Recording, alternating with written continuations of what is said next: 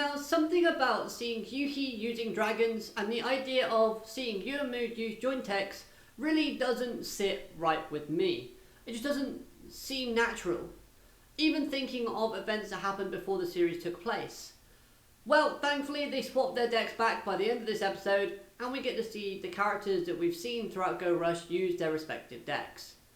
Hello everyone and welcome to Dueling with Downton, and today we're talking all things episode 42 of the Yugioh Go Rush anime series. An episode that introduces a side character that I really did like, but then at the end hinted at him possibly dying. Let's talk about it. Shuhuba is the newest character and the wielder of Buster Blader. And that's right, not only does Buster Blader make his first appearance since being placed in the deck mod pack Dynamica Eternal Live booster set, which was released in April 2021, but also it makes his anime debut. And I think that's just awesome. The character of Shuhuba is a part of the Dragon Buster race who hunted and feeds on dragons. Space dragons, I might add. But now they're extinct and only appearing in the form of fossils. And these space dragon fossils are also known as Gohorodium, a new material within Go Rush that allows spaceships to go faster than light speed. Now this Gohoridium could be linked to Gohinium from Yugioh 7's, just in a much lesser refiner form. After all, the two materials do share some kind of similar properties, but I still think it's very unlikely that these two are related, as Gohorinium from this episode was all harvested and now is scattered across the universe, making it extremely rare. Another reason as to why this makes it so rare is because the space dragons are extinct and the people of the Dragon Buster clan are eating it to kind of stay alive and keep themselves fueled. So hopefully Shuhuba finds some more and we will be seeing him again in the future, because he's a side character that I do want to see return. Also with Shuhuba, he mentioned having another client before, and when this line arose I had three names in mind: Yugioh, the Lug, and now Yugioh. Now Yugioh would make sense because he might need to build stuff like he's building the Rush Duel program and he hears of this material and it might be useful for him for some other kind of excursion. The Lug might have come to him for that stuff so he can go faster than light speed and maybe invade or make friends with people from the Valgeir cluster. Yugioh on the other hand, now that we know he's back in the Valgeir cluster, we know he needs to get access to it and he might be out of fuel, so that's why he might have been a potential client. Now of course it does kind of hint heavily that it is Yugioh, because of that flashback.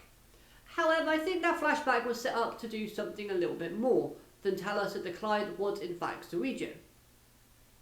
Because I think one thing this episode actually did nicely was continue to set up a rivalry between Yuhi and Yugioh.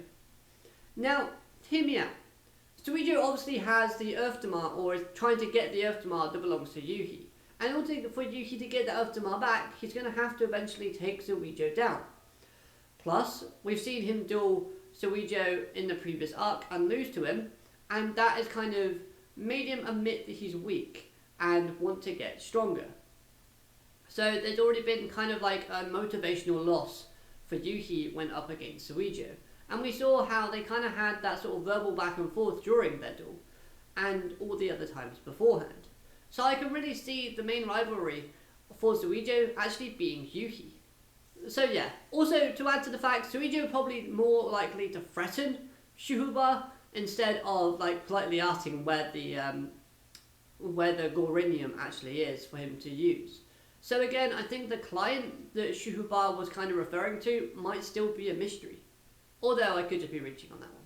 Also, can we talk about that line from Shuhuba in where he said, "So, they've had the courage to let go of their best weapons to get stronger. These two, the thrill of chasing my prey before death. The anticipation of slurping the rot and decay from their bodies, or corpses. To feel the sensation awaken within me again." This statement was wild, and very much added to the character and made me like him all that more, especially when paired with those menacing and amazing looking facial expressions. Another thing that I also loved was the introduction of the species known as space dragons, because there's a mystery surrounding Yugioh that has not been addressed yet, and that is the badge on his hat. It's a marking of a dragon. Now this symbol wasn't observed by Shuhuha, but if Yugioh, while on Volgear, gained access to space dragons, I wouldn't really be surprised. Yugioh himself might not know what this symbol means, and with the show already telling us that space dragons exist, I think that badge might serve a purpose while on Volgear. What about if a sensor or a scanner scans this badge and then suddenly a doorway opens up, unlocking a secret location and then releasing what we thought were extinct? That's right, space dragons. Yugioh sees himself as Transig Rainamu. Who's to say that Yugioh might not get a baby or full-sized space dragon that reflects Galactica Oblivion? After all, that too is a key ace monster within Yugioh's deck that has helped him through many different struggles. Now then, Yuhi, learning how he used to have Youmuu's deck before Kawitel beat him, it was strange as a reveal. After all, the joint tech monsters really suit his theme of character. Yuhi likes to build / create things, and so joint techs really do match that perfectly.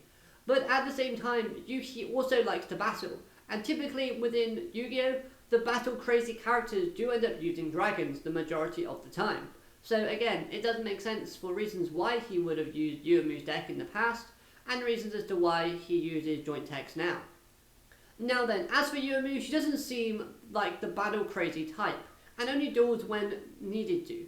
So the idea of her having a not very powerful, yet at the same time a very smart and strategic but useful deck like joint techs could be believable. But now that we've seen her use dragons, it's very hard for us as the viewer to kind of see her use any other deck as a replacement. Because like how we tell also mentioned in this episode, Youmuu's uses these dragon cards a lot better than Yuhi did when Yuhi dueled Kawitel. So we know that using these cards for Youmuu's character is basically the same as breathing. It's a lot easier for her. She's a lot more adept to using it. Also though, we have seen Youmuu's room, and she does have a lot of dinosaur plushies in her room, which could be another indicator / hint at her using joint techs in the past. Because obviously the joint tech monsters are all kind of dinosaur themed, so it does link in with her having those dinosaur plushies. So again, reasons for and reasons as to why I think she might not have, but you know, we've had hints and teases throughout the series so far based on what the characters like and dislike. Also when Yuhi's character, he gets saved, like his life almost dies. Also when Yuhi's character, he almost dies but gets saved by a crushing boulder. But we don't hear him say thank you. And Yuhi, that's ungrateful. I do think overall this was a good character episode for Yuhi, and the duel itself was really fun and enjoyable. Even if the repeating of I gain 500 attack points felt a little bit like episode time padding. Now, I really can't think of anything else from this episode to mention, except the preview. In the preview, it shows a pink-haired guy, yes, it's a guy, visiting Ranran. So we're back on Earth, basically. So this means next episode, Ranran will be dueling, which is a little bit of a surprise, as honestly, I didn't think she would get this many duels this early on within the show. And the character she looks to be facing looks to be working with Yugioh. We know this because the character appears on Yugioh's ship when rescuing Yugioh. And with Earthstamar and MIK's possession back on Earth, it could be that this character's goal is in fact the Earthstamar. So I'm concerned, as yes, I like Ranran, but currently her dueling record is 0 and 2, meaning she's lost 2. But she's improving, so there is a slight glimmer of hope that she does win or draw. Because if she draws, that would mirror Ranzei's dueling record from 7s in having 0 wins, 2 losses and 1 draw.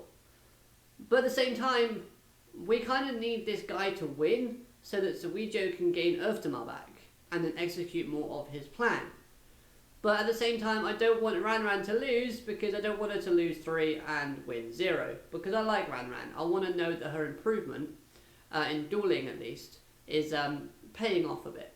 So that's it for this review. Overall, this was a fun and enjoyable episode. And this arc is getting off to a really good start. Much better than the Great King of Terror arc got off to, I will admit that. So hopefully more good things will come as we progress. Let me know your thoughts on this episode in the comments down below. Hope you enjoyed. Like, comment, subscribe, all of those good things, and I'll see you next time. Have a great day. Alligator, matane. Goodbye.